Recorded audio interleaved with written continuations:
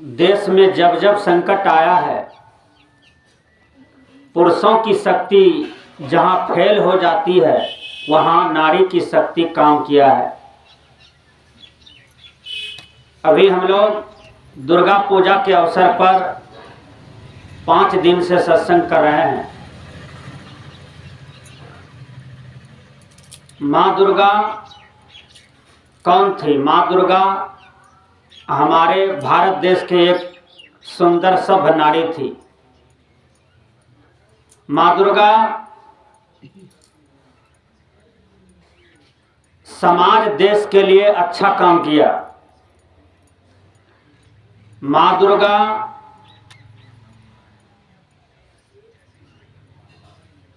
समाज में जो कचरा था वह कचरा को साफ किया। जैसे हम लोग जब घर के कचरा को साफ करते हैं, आंगन की कचरा को साफ करते हैं, तो वह सफाई अच्छा लगता है। उसी प्रकार समाज में जो कचरा है वह क्या है? अनैतिक कर्म। अनैतिक कर्म अनैतिक रूप से जब समाज अशांत हो जाता है, पाप का प्रचंड बढ़ जाता है, उस समय वह पाप रूपी कचरा को साफ करना अच्छा लगता है। उसी क्रम में माँ दुर्गा का प्रकट हुआ। प्रकट का मतलब ये नहीं होता है कि वह ऑटोमेटिक ऊपर से आ गई। माँ दुर्गा का जन्म हुआ और माँ दुर्गा एक साहसी नारी थी। असुरों का, राक्षसों का बोलबाला चारों तरफ हुआ। राक्षसों ने समाज पर बहुत शोषण, दोहन, उत्पीड़न किया। बहुत से माता बहनों का इज्जत लूटा, बहुतों का धन छीना, बहुतों का धन बेईमानी किया। तो ये अत्याचार माँ दुर्गा को बर्दाश्त नहीं हुआ और कई राक्षसों को वध करते हुए महादानव का वध किया और वध करके अपना देश का जो झंडा है, सत्य का जो झंडा है, वह झंडा फहरा दिए। उसी दिन से माँ दुर्गा का नाम रोशन हो गया और आज तक रोशन है, आज तक अमर है। कहने का भाव है कि माँ दुर्गा हमारे समाज में जो हुई थी उसकी पूजा आज तक हो रही है, लेकिन माँ दुर्गा का रूप प्रत्येक नारी है और प्रत्येक नारी में माँ दुर्गा का वास होता है, माँ काली का वास होता है। नारी कब काली रूप में है? जब नारी क्रोध में आ जाए। क्रोध में कब आता है? जब उनके पति दारू पीते हैं, शराब पीते हैं और अपना ही पत्नी पर अत्याचार करता है, अपना ही पत्नी को खेदार खेदार करके मारता है, पीटता है, अपना ही पत्नी को भोजन नहीं देते हैं, अपना ही पत्नी के साथ दुर्व्यवहार करते हैं, कई प्रकार के पापात्मक कर्म करते हैं, तब वह नारी क्रोध में आती है। जब वह नारी क्रोध में आती है तो वही काली रूप है। काली रूप में आकर के वह अपना सत्य को प्रकट कर देना चाहती है और सत्य को प्रकट करती है। समाज के बीच में, परिवार के बीच में वह असत्य के साम्राज्य को समाप्त करती है। तो प्रत्येक माता बहन जो है वह काली के रूप में कब है? जब वह क्रोध रूप में है। प्रत्येक माता बहन दुर्गा रूप में है। तो दुर्गा रूप किसको कहते हैं? जब माता बहन सुख में है, शांति में है, शांत दशा में है, तब वह दुर्गा रूप में है। और प्रत्येक माता बहन का जो रूप है, शारीरिक रूप, वह तब अच्छा लगता है जब वह दुर्गा रूप में है। दुर्गा रूप का मतलब होता है कि आप शांत रहें और दूसरों को भी शांति का उपदेश दें। इसी को दुर्गा रूप कहा जाता है। दुर्गा माता की पूजा आप बहुत करते हैं, लेकिन यहाँ शास्त्र में बताया है कि आपकी जो सास है वह दुर्गा है, और ऐसे दुर्गा माता को शाम सुबह आरती दिखावे। हम लोग मंदिर में दुर्गा माता का मूर्ति रखते हैं और उनको श्रद्धा आस्था से पूजते हैं, वो भी ठीक है, लेकिन आपका जो असली दुर्गा है वो आपकी सास है। आपका जो असली दुर्गा है वह आपके घर में माता बहन है, और उनको प्रतिष्ठा मिलना चाहिए, उनको सम्मान मिलना चाहिए, उनको संपूर्ण जीवन जीने का अधिकार मिलना चाहिए, उनको ऊपर की विकास होनी चाहिए। कहने का भाव है, सदगुरु कबीर साहब एक जगह कहे हैं कि नारी पुरुष एक मति होई तो जुग जुग राज करिए सोई। गुरुवर कबीर कहते हैं कि जैसे नारी है और पुरुष है, दोनों मिल करके एक साथ जीवन जीते हैं, एक साथ जीवन जीते हैं तो दोनों पति पत्नी बालक बालिका को जन्म देते हैं और उनके भरण पोषण करते हैं, उनका शिक्षा दीक्षा का प्रबंध करते हैं। एक दिन वह बच्चा बढ़ जाता है तो वह बच्चा से सुख शांति की अपेक्षा करते हैं। सुख शांति की जो अपेक्षा करते हैं तो यह उनका धर्म है, यह उनका कर्म है। माता पिता तो अपना धर्म निभाया, लेकिन बाल बच्चे को भी अपना धर्म कर्म निभाना चाहिए। सदगुरु यहाँ कहते हैं नारी पुरुष एक मति होई तो जुग जुग राज करिए सोई। नारी पुरुष जो है, एक मति का मतलब होता है प्रेम में चलना, एकता में चलना, सद्बुद्धि के साथ चलना, सद्विचार के साथ चलना, प्यार के मार्ग में चलना और सत्कर्म के मार्ग में चलना, इसी को कहते हैं एक मति। और जब तक एक मति नहीं होगा तब तक वह परिवार में, वह समाज में, वह राष्ट्र में सुख शांति नहीं आ सकता है। यहाँ पर एक विद्वान बोले हैं कि एकता में बल है। रामायणकार कहते हैं जहाँ सोमति वहाँ संपत्ति नाना, जहाँ कोमति वहाँ विपत्ति निधाना। जिस परिवार में सुमति है, सुमति का मतलब अच्छा मति, चार भाई है, चारों का एक मति है और चारों मिलकर के श्रम करते हैं, परिश्रम करते हैं, तो उसका देखिएगा धन दौलत आगे बढ़ जाता है। चारों भाई, कोई दारू पीता है, कोई शराब पीता है, कोई कमाता है, कोई नहीं कमाता है, और कोई अच्छे भाई का ही विरोध करता है। तो एक को परिश्रम करने से नहीं होगा, चारों मिलकर के परिश्रम करेंगे तब तो वह समाज में आगे बढ़ जाता है। कहने का भाव है कि जहां सुमति वहां संपत्ति नाना। संपत्ति लक्ष्मी जी के हाथ में है, लक्ष्मी जी बारिश करते हैं, ये मन से हटा दीजिए, ऐसा नहीं है। लक्ष्मी जी कहीं बाहर में है, ऐसी बात नहीं है। संपत्ति किसी के पास है तो उनका अपना परिश्रम का फल है।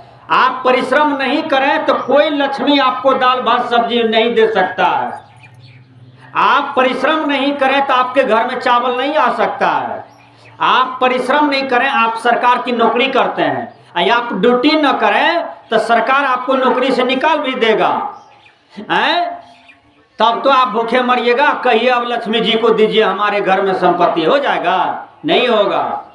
इसलिए कुछ करने से कुछ होता है, नहीं करने से कुछ नहीं होता है। आपका श्रम ही लक्ष्मी है। आप जितना मेहनत करेंगे वही लक्ष्मी है। मेहनत नहीं कीजिएगा तो आप आगे नहीं बढ़ सकते हैं। इसलिए कहा जाता है कि मेहनत का फल जो होता है ना, वो मीठा होता है। आप विचार कीजिए, कबीर साहब कंबल बेचते थे, इतने बड़े संत थे, वो कंबल बेचते थे और कंबल बेच करके खाते पीते थे। महात्मा गांधी चरखा बीनते थे और चरखा, उनसे जो पैसा आमदनी होता था तो वो खाते पीते थे और देश समाज में लगे रहते थे सेवा में। विचार कीजिए, विनोबा जी गरीबों के यहाँ जाते थे और गरीबों को भरण पोषण करते थे और अमीरों से जमीन मांग मांग करके गरीबों के बीच में बंटवारा कर दिए विनोबा जी। आज विनोबा जी का इतिहास में नाम है। आप देखिए संत रविदास जी एक जोड़ा जूता रोज दान करते थे और एक जोड़ा जूता रोज बेच करके खाते पीते थे। तो महापुरुष लोग भी मेहनत करते थे। भगवान राम को देखिए, अपने राज्य में रहते थे तो वो भी काम करते थे। भगवान कृष्ण को देखिए, वो भी गाय चराते थे, गाय दूहते थे, गाय का सेवा करते थे। तो काम करने में कोई लज्जा नहीं है, कोई भी काम क्यों ना हो। हमारे धर्म स्वरूप बाबा पूर्णिया आश्रम में थे तो उनको भी हम लोग देखते थे, कुछ ना कुछ करते रहते थे और हम लोगों को भी उपदेश करते थे कि बेटा बैठो नहीं, या तो पढ़ाई करो या तो परिश्रम करते रहो। तो हम लोग भी करते रहते थे। कहने का भाव है कि मेहनत का फल जो होता है ना वह मीठा होता है। आज कोई इंजीनियर बनता है, कोई डॉक्टर बनता है, कोई प्रोफेसर बनता है, कोई डीएम बनता है, बड़ा बड़ा अफसर बनता है, बड़ा बड़ा नेता बनता है, बड़ा बड़ा साधु महात्मा बनता है। उनका अपना मेहनत का फल है। और मूर्ख इसको क्या जानने गया। आप भैंस के आगे में कितनों बीन बजाइए, भैंस को क्या मालूम कौन सा राग बजता है। कहने का भाव है कि संत महात्मा जो आज तक कह रहे हैं कि तुम चोरी मत करो, झूठ मत बोलो, नशा मत खाओ, बेविचार मत करो, हिंसा मत करो, कोई भी प्रकार का गलत काम न करो, और मनुष्य ठीक इसका विपरीत जा रहा है। आज देखिए, जो बच्चा को पढ़ना चाहिए, लिखना चाहिए, वह बच्चा क्या करता है, दारू पीता है, वह बच्चा गांजा पीता है, वह बच्चा शराबियों के साथ में टहलता है, वह बच्चा अश्माइक पीता है। और उसका भविष्य क्या होगा। एक एक भ्रष्ट जो समाज में होता जाएगा, एक एक युवक, तो एक भ्रष्ट समाज का तैयार हो जाएगा, एक गलत समाज का निर्माण हो जाएगा। विचार कीजिए, यदि यह समाज को अच्छा रखना चाहते हैं, दूषित नहीं करना चाहते हैं, तो प्रत्येक आदमी को यह निर्णय लेना होगा कि हम अपने बच्चे को कितना बढ़िया शिक्षा दें, कितना बढ़िया दीक्षा दें, ताकि कल हम पर उंगली कोई न उठावे, कल हमारे परिवार को कोई कलंकित न करे, कल चल के हमारे सामने में कोई गाली देने न आवे कि आपका बेटा ऐसा है, आपका बेटी ऐसा है। विचार कीजिएगा। कहने का भाव है कि बच्चों को जन्म देने से नहीं होता है। हम मूर्ख हैं, बच्चे को भी मूर्ख रख दें तो इससे बड़ा पाप क्या होगा। विचार कीजिए, इससे बड़ा अज्ञानता क्या होगा, इससे बड़ा अविद्या क्या होगा। हम भी मूर्ख, बच्चा भी मूर्ख, हम भी शराबी और बच्चा भी शराबी, तो क्या अंतर रहा। विचार कीजिए, हम भी गलत आदमी और मेरा बच्चा भी गलत आदमी, तब समाज का निर्माण होगा, नहीं होगा। इसलिए यदि यह परिवार को, समाज को ऊंचा देखना चाहते हैं, ऊंचा की ओर ले जाना चाहते हैं, तो प्रत्येक आदमी अपने बाल बच्चा में संस्कार को भरना चाहिए और सद्विचार को भरना चाहिए, अच्छा विद्या देना चाहिए, अच्छा बुद्धि ज्ञान देना चाहिए, ताकि समाज आगे जा सके। कहने का भाव है कि हम लोग नवा सत्संग में बैठे हैं। सत्संग में आने का एक ही उद्देश्य बनता है कि हम अपने आप को परिवर्तन करें। माँ दुर्गा को याद करते हुए ये सत्संग रखा गया। तो माँ दुर्गा का जो कर्तव्य था वो कर्तव्य हम लोग भी करें। माँ दुर्गा समाज में किसी भी भ्रष्टाचार को, किसी भी अनैतिक कदम को, किसी भी अनैतिक रूप से जो समाज में गलत रूप तैयार हुआ था, उसको अपने दिल दिमाग विद्या से मुक्त किया और समाज में एक नया रोशनी फैलाया, सत्य की रोशनी को फैलाया। तब माँ दुर्गा का नाम अमर हुआ और माँ दुर्गा के नाम पर पंडित लोग बकरी को काट करके चढ़ाने लगा, खून चढ़ाने लगा, खून का टिक्का लगाने लगा। लेकिन ये सब गलत कर्म है। ये सब दुर्गा के जमाने में नहीं हुआ था, दुर्गा ने राक्षसों का वध किया, अब पंडित लोग उसके सामने में बकरी खसी का वध करवा दिया। उसके सामने में बात है कि ये शास्त्र पढ़ता नहीं है, ये वेद पुराण पढ़ता नहीं है, तो जानकारी कैसे होगा? जानकारी यदि उसको चाहिए तो वेद शास्त्र पुराण पढ़े तब उसको जानकारी होगा कि माँ दुर्गा क्या करती थी समाज में। लेकिन वो उल्टा कर्म करता है। आज बहुतों जगह में बलिदान दिया जाता है, बलि दिया जाता है, लेकिन बलि का जो प्रथा है वह बिल्कुल गलत है। इसलिए संत महात्मा कहते हैं कि प्रत्येक जीव को जीने का अधिकार है, किसी जीव का हत्या करने का अधिकार नहीं है। कोई भगवान, कोई देवी देवता आज तक ये नहीं कहा है कि तुम हमको खून चढ़ाओ और तुम हमको गर्दन काट करके मेरे सामने में चढ़ाओ। कोई देवी देवता नहीं, ये चैलेंज किया जा रहा है। लेकिन अज्ञानी लोग, मूर्ख लोग नहीं जानने के बस में, पंडितों के चक्कर में पड़ करके, मूर्खों के चक्कर में पड़ करके आज तक दुर्गा माँ के नाम पर बलि दे रहा है और खून चढ़ा रहा है। ये सब वेद पुराण में नहीं है, लेकिन पंडितों के चक्कर में पड़ करके इतना बड़ा पाप हो रहा है। विचार कीजिए, इसी को कबीर साहब रोकते हैं, इसी को बाबा मिही रोकते हैं, इसी को संत पलटू रोकते हैं, इसी को संत रविदास जी रोकते हैं। सभी साधु महात्मा कहते हैं कि तुम जीव पर दया करो, किसी भी प्रकार का पाप मत करो, क्योंकि पाप कर्म का फल भोगना पड़ता है। जब भोगोगे तब पछताओगे। देखिए, यदि आप किसी का गला काट देते हैं तो आप क्या समझते हैं कि मैं जीत गया? नहीं, अगले जन्म में आप तैयार रहिए, आपका गला कटेगा। आप इस जन्म में किसी का गला काटे हैं तो तैयार रहिए, हो सकता है आपका बेटा नहीं, आपका पोता नहीं, किसी न किसी से बदला ले लेगा, क्योंकि वो पाप कर्म जो है भोगना ही पड़ता है। पाप कर्म आज तक किसी को नहीं छोड़ता है। इसलिए संत महात्मा कहते हैं कि जीव पर दया करो, है? किसी चुट्टी को भी मारने का अधिकार किसी के पास नहीं है। बोलिए, बिल्ली, कुत्ता, सियार, निड़िया, अभी देखिए आप कोई बाघ का हत्या कर दीजिए तो भारत सरकार आपको जेल में कर देगा और आपको जेल से मुक्ति नहीं मिलेगी, क्योंकि भारत सरकार परमिशन नहीं दे रहा है हत्या करने के लिए।